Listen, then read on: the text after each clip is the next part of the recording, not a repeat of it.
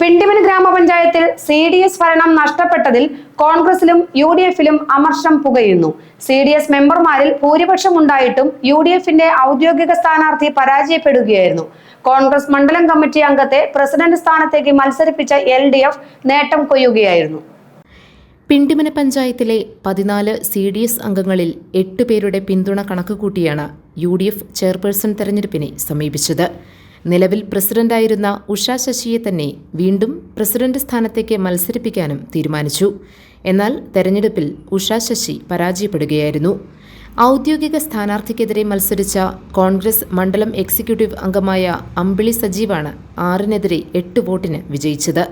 Vice president തെരഞ്ഞെടുപ്പിലും UDFിന്റെ ഔദ്യോഗിക സ്ഥാനാർത്ഥി പരാജയപ്പെട്ടു. TB ഫൗസിയ ആണ് വൈസ് പ്രസിഡന്റ്. 2 പേരെയും LDF പിന്തുണച്ചു. കോൺഗ്രസിലെ ആശയക്കുഴപ്പം മുതലാക്കി തന്ത്രപരമായ നീക്കത്തിലൂടെ CPM CDSൽ ആധിപത്യം ഉറപ്പിക്കുകയായിരുന്നു. കഴിഞ്ഞ പഞ്ചായത്ത് തെരഞ്ഞെടുപ്പുമായി ബന്ധപ്പെട്ടുണ്ടായ കോൺഗ്രസിലെ പ്രശ്നങ്ങളാണ് CDS തെരഞ്ഞെടുപ്പിലും പ്രതിഫലിച്ചത്. UDF പഞ്ചായത്ത് ഭരണം നിലനിർത്തിയെങ്കിലും സ്ഥാനാർത്ഥി നിർണയവുമായി ബന്ധപ്പെട്ടുണ്ടായ ഭിന്നത ഇപ്പോഴും നിലനിൽക്കുകയാണ്.